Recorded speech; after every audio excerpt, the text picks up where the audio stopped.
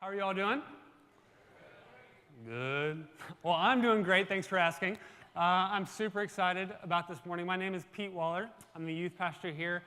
And more than anything, I'm aware a lot of you don't know me that well. So I figured I'd start off with a game that a lot of my students actually enjoy. It's called Two Truths and a Lie. And it's exactly what it sounds like. I'm going to give you three statements, two of which are true, one's a lie. You got to decide which is which. Are you ready? Two are. Okay, first statement. Ready? I am related to the inventor of the Rubik's Cube. Okay, hear me out. His name is Erno. We always call him Uncle Ernie. And my favorite thing about Uncle Ernie is that every Christmas, he would bring us the latest version of the Rubik's Cube. He would show me and my brothers how to solve it. And the coolest thing is that we would go back to school after break and impress all our friends. Okay? Uncle Ernie, Rubik's Cube, statement one. Statement two, if you're ready, is that I'm related to a grand concert pianist. Now, I can go on and on trying to prove it via words, or, there's a light on the piano right now, so bear with me. Are you ready, though? You can't be. And that's, just kidding.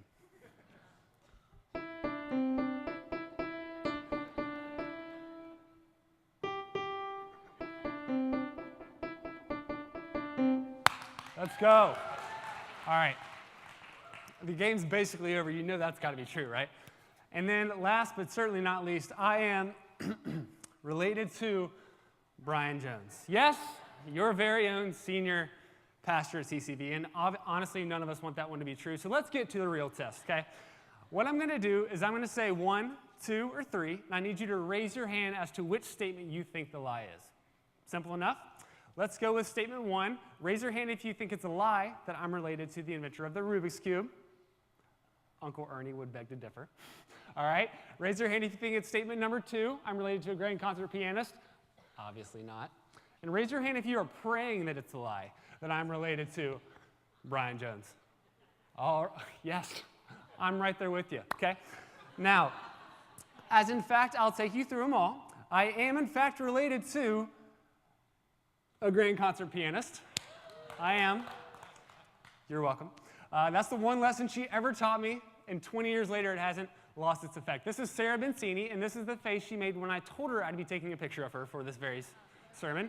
It's my nephew Charlie. Now get this. Sarah was born in 1926, went to Juilliard, did a world tour in the 1960s, and even played in front of the Queen. And at the youthful age of 93, still practices 4 to 6 hours a day. Second statement. My crazy uncle is not the inventor of the Rubik's Cube. He's just crazy. And I am, in fact, related to Brian Jones. I married his daughter, Kelsey, and I physically am taller. You see the height? You see it? Even if you cut the wavy hair, I am above him, which is about all I can say about that. So, now, the point of this game, there's a lot of things you can take from it, but I want to emphasize, if I brought out a Rubik's Cube, and I showed you my fastest time, I showed you the different algorithms, and I talked more about it, you would potentially be more likely to believe that that could be true, right? And the truth in that is that a lot of us, we do this every day. We justify and rationalize things. We believe lies simply because of how easy it is to believe them, okay? Now, parents, you know this better than anybody. You know the power of a true little white lie. In fact, if you've said any of these to your kids, please let me know. I love this one. It says, I tell my kids when the ice cream truck plays music that it's actually out of ice cream. Right? How about this one? When my 3-year-old's betta fish died, I took her to the pet section at Walmart, pointed to another fish and said, Troy, what are you doing here? Come on, Troy, let's go back home. I am definitely using that one way in the future, okay? How about this one? I tell my kids who can't read yet that a sign in the store either says no arguing or no whining. I told my 5-year-old that she couldn't eat cake 30 minutes before bed or she might get nightmares. Now every time she eats cake, she needs to know what time it is. Moms and wives, take note of this one. Yes, Daddy loves playing with Legos. Wake him up first, right? Now, we always tell our own little lies just to get by, don't we, you and I? No, honey, these pants don't make you look fat. Or, sorry, kids, the leftover dessert definitely went bad again. Or, Brian, I'd love to see you at lunch and dinner on Sunday after already hearing you speak 3 times. and go on family vacations and holidays and just me? Okay, sorry. Had to let that out. Now, even though we can often get away with little lies, there are sometimes big lies that we can actually end up living with, whether we tell them or we're told them. And the harsh reality is that if you don't know the truth, you run the risk of basing your entire life off of a lie. So, I'm curious, what lies have you and I believed our entire life? Lies from others, lies from ourselves, lies from our past, where we've been misled and deceived, and what happens when we do this with God? Today, I'm excited to continue our series called Game Changers, where we've been looking at verses that are total game changers for our life. 2 weeks ago, Brian talked about how evangelism is a process, and last week, Melissa continued by telling us how we truly are God's workmanship. Our verse today, it's a refreshing one. I'm excited to talk about it because it helps us realize how ready God is to help us get past our past. And me, personally, one of my biggest tasks in this area was helping my wife, Kelsey. I had to absolutely help her get past her past. I had to help her realize once and for all that she is no longer a Jones. She's a Waller. She had to move on to bigger and better and more amazing things. I can go on and on. It's a long stage. I can go on and on. She has to get over the reputation of being an Ohio State fan. Like, what's the joy in that? I can talk about, the lie of why he only talks about his calves in the summer. He's hiding them in the winter. I can go on and on, okay? But really, one of the most believable lies that I grew up believing, get this, was that I was my sin. I was nothing more than the epitome of my past or my mess-ups. And still to this day, I have to mentally fight those thoughts off sometimes. But something that helps is a quote from a man by the name of David Sanford. He told me this in high school. He looked me in the eye and he said, "Pete, it's important to know who you are, and it's just as important to know who you're not." And that's what today is for everyone in this room. You're going to figure out which lie you've most strongly been believing about yourself and actually line it up with the truth of who God says you are, in which he promises you true freedom. Because again, if you don't know the truth, you could very well be living a lie. I know this because I spend time with students weekly, sometimes daily, who honestly, they're fighting against the constant of a lie that they believe, in which they've actually justified in their mind to fit their reality. These are students of divorced parents who truly believe that everything is their fault because one parent told them that their divorce was their fault. Students who reject acceptance because they don't feel it at school, or students who question their worth of being loved because the concept is just so foreign to them. And as I'm talking about students, I'm looking at a lot of adults. And some of you today are believing lies that you may have been told 5 minutes ago or 25 years ago. And over time, what happens is these lies, they'll continue to manifest into not just concepts, but into actual reality in which freedom, in any sense, let alone from God, it's a good idea and nothing more.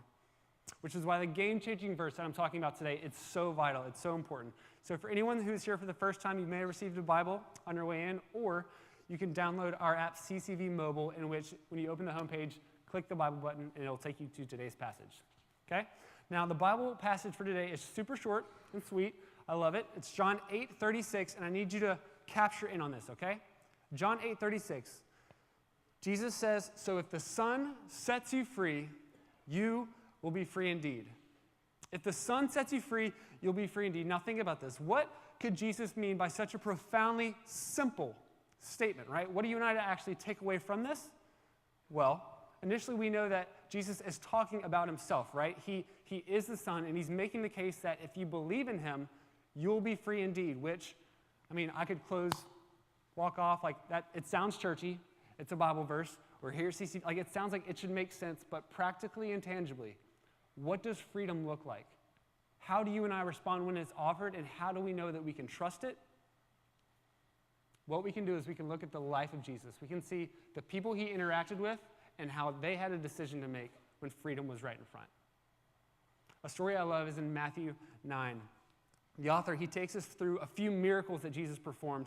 And in these miracles, we see Jesus' invitation to freedom, both physically and mentally. But what I don't want you to miss is that we also see a deeper miracle of faith within the people that he interacted with. So let's read. It's Matthew 9, 1-6, and it says this. Jesus stepped on a boat, crossed over, and came to his own town. So some men brought to him a paralyzed man lying on a mat. When Jesus saw their faith, he said to the man, "Take heart, son, your sins are forgiven." And at this, some of the teachers of the law said to themselves, "This fellow is blaspheming." So knowing their thoughts, Jesus said, "Why do you entertain evil thoughts in your hearts?" And this isn't the main point, but I can't not acknowledge it. Verse 4, if we can put it back on the screen, I need you to understand the gravity of this. Knowing their thoughts, Jesus said, "Why do you entertain thoughts in your hearts?" If you walk away with one thing this morning, Jesus actually knows your hearts. And this is different from, like, he sees you when you're sleeping. It's not that. Like, Jesus knows your thoughts. The only way that can happen is if he's close enough. Jesus is not too far away that he can't understand the mental strain of whatever is currently happening or what happened years ago that you can't seem to get past. He knows your thoughts. And again, Jesus is about to perform a physical miracle, healing this man, but get this. Sometimes the miracle that you and I need, it's not even the one that we're praying for. It's not the physical ailment, and it's not the thing that we think is holding us back. What we really need, the true miracle, is the thinking that's blocking us from being able to see freedom when it's right in front of us, and we're about to see it played out. Again, verse 4, on to verse 8, it says, knowing their thoughts, Jesus said, "Why do you entertain evil thoughts in your hearts? Which is easier to say, your sins are forgiven, or to say, get up and walk? But I want you to know that the Son of Man has authority on earth to forgive sins." So he said to the paralyzed man, "Get up, take your mat, and go home." Then the man got up and went home. When the crowd saw this, they were filled with awe, and they praised God who had given such authority to man. Now, one of the most underrated, overlooked, and powerful verses in the entire Bible was right there. Did you miss it? I often do. In fact, I didn't really notice it until a couple weeks ago. I was looking at this passage, and verse 7 just, in its underwhelmingness, stood out to me. If we can put it back on the screen, verse 7, it says, very simply, then the man got up and he went home. The man got up and he went home. I think that is the most powerful part of the story, because can you imagine with me, please, the man on the mat, after Jesus prayed for him, explained that he's been healed and all is well. Can you just picture him lying there saying, I don't really, it sounded good, like Jesus, like, you're Jesus. It sounded good, but I don't feel that different. I don't have that tingly goosebump sensation that I get on the back of my neck when Sumter hits a solo or when Pete plays the piano. Like, I don't feel that. I don't feel that different. Can you imagine the man looking at Jesus and saying, that sounded good, and thank you, but to be honest, Jesus, you have no idea what I've been through. You can't understand the pain that I've been experiencing, how long it's been like this, the struggle, the years of judgment, the angst, and on and on.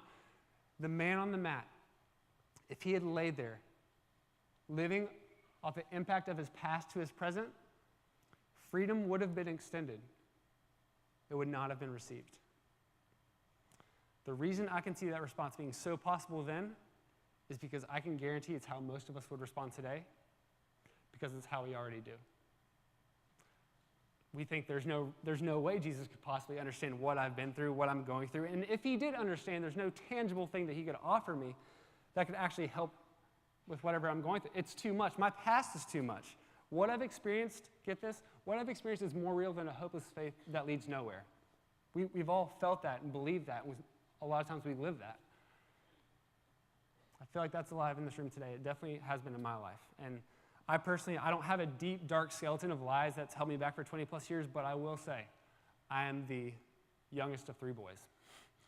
Do we have any youngest of the families in the room? Thank you, thank you. Oldest, I would like to direct your attention to the door, and you can make your way. I'm just kidding. When I was 12 years old, I remember I grew up playing soccer. Everything I did was soccer-oriented. I looked up to my oldest brother. He was a soccer player, but more than that, I just wanted to be like him in every way. His word was everything to me, and so I was on my way to my first ever sports physical. Preseason was coming up, and I was riding in the back seat, and I asked my brother, "Hey, like, is there anything different from a sports physical to your normal, annual checkup or what have you?" And he said, very interestingly, "Well, it depends. Like, have you been stretching?" I'm like, preseason's coming up. Got my fitness test. Of course I've been stretching. I've been getting ready. He's like, "No." Not have you been stretching for preseason. Have you stretched for your appointment today? What are you talking about? And then my brother, my trustworthy, my loyal, my over-idolized brother began to explain how there comes a time in every young boy's life where you walk into a doctor's office, you go to the table with the tissue paper, you face the wall, you hear the door open, you hear the snap of the glove, and then you hear the words, bend over, and then you slowly begin to, he said that you'll experience some pressure in your lower back, maybe some tightness of some sort. At the age of 12, my brother convinced me. I was on my way to my first prostate exam. And as I walked into the doctor's office with nothing but a gullible spirit, that was only heightened when a very attractive female nurse walked in, and I had no idea what in the world was going on. I will say that was one of the most traumatic lies I've ever believed, and one of the last times I ever trust my brother. But what happens when we actually live off of a lie based on Jesus is we end up stressing and worrying about things that he's already promised to take care of. And what happens when we believe lies about Jesus is that we miss out on a lot of the things that he's wanting to do in our life. World-renowned theologian Taylor Swift once said, and I swore I would never quote her in my first sermon, as lyrically amusing as it sounds, she said, Band-Aids don't fix bullet holes.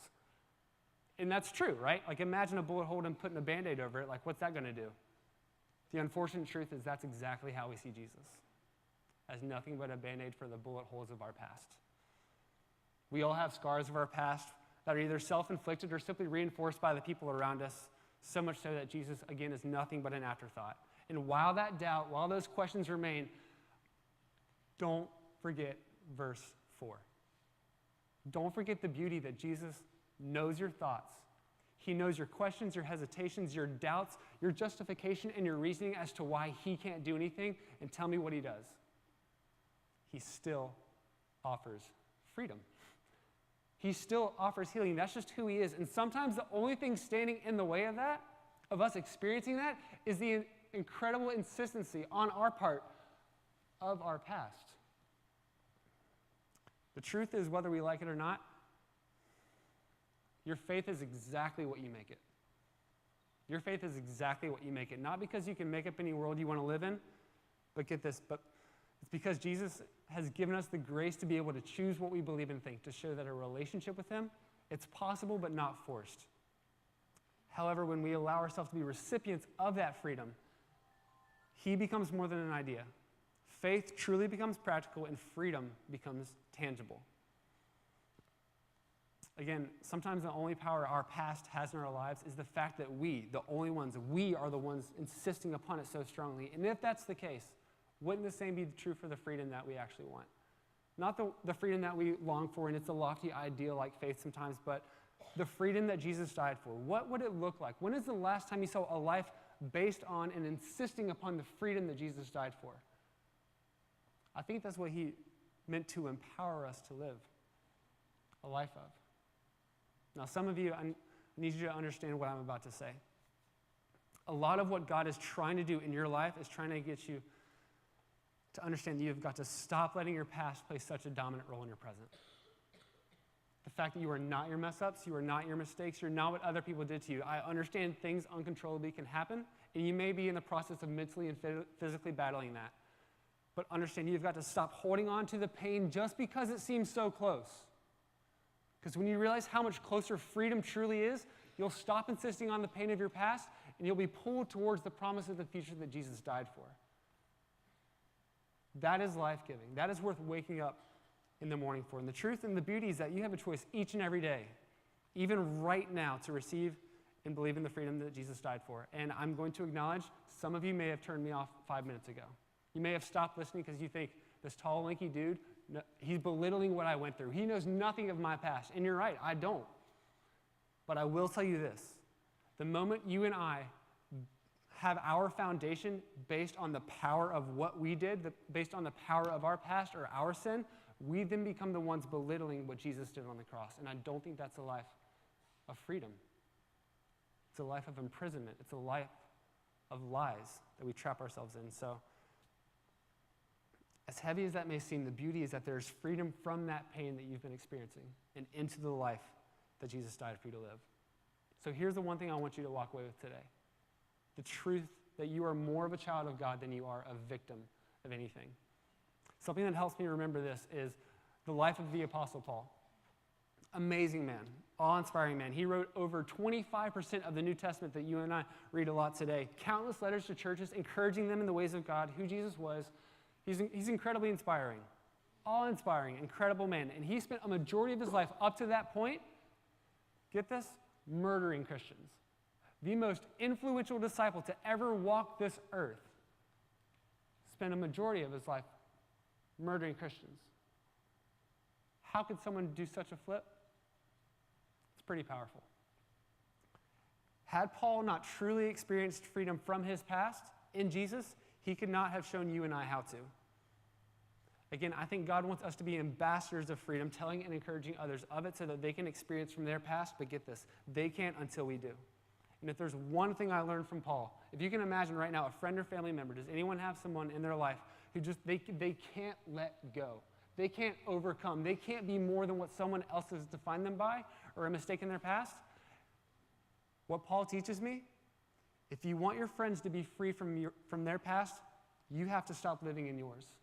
You have to show them there's hope. You have to show them there's life. You have to show them that there's freedom. But in order for that to happen, you have to receive it enough to believe it. And that's not just me saying it, it's John 1:12. John 1:12 says, but as many as received him, to them he gave the right to become children of God. And this is sort of where faith kind of takes its next step. And it can be a little scary.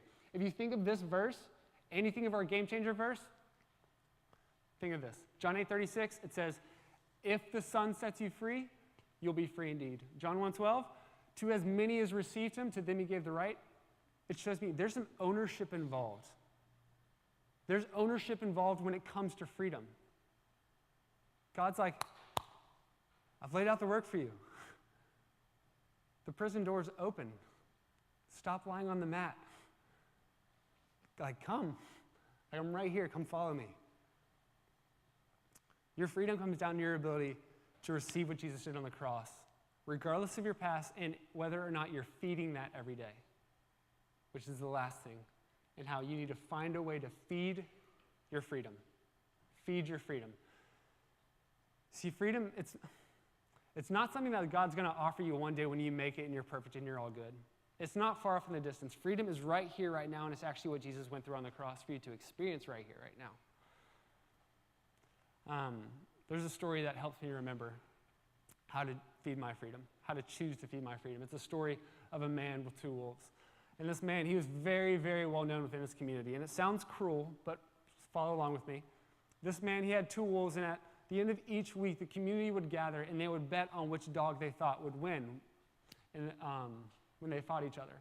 But the thing is that no dog would outright be the champ. No dog consistently won. Therefore, anyone who bet on one dog all the time, no one was ever consistently right. No dog ever consistently won. But what was interesting is that the owner of the dogs, before they fought, he would approach the ring, have a sheet of paper, and write down the name of the dog that he would predict to win.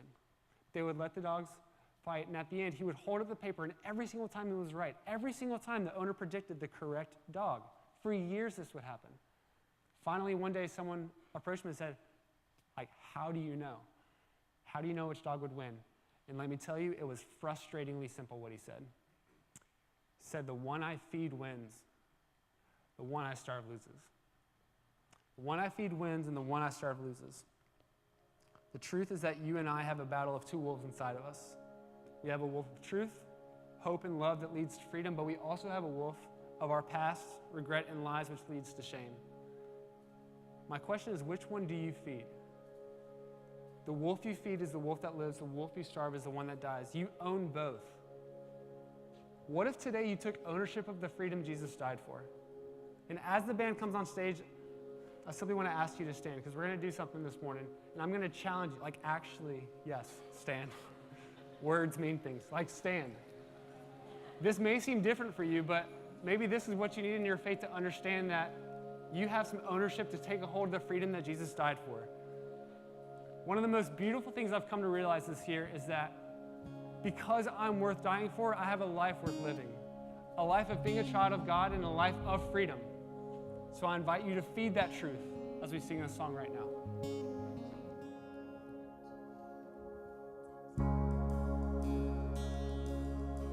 Let's sing together, family.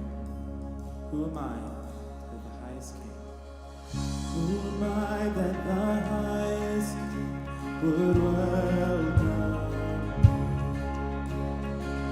I was lost, but he brought me his love.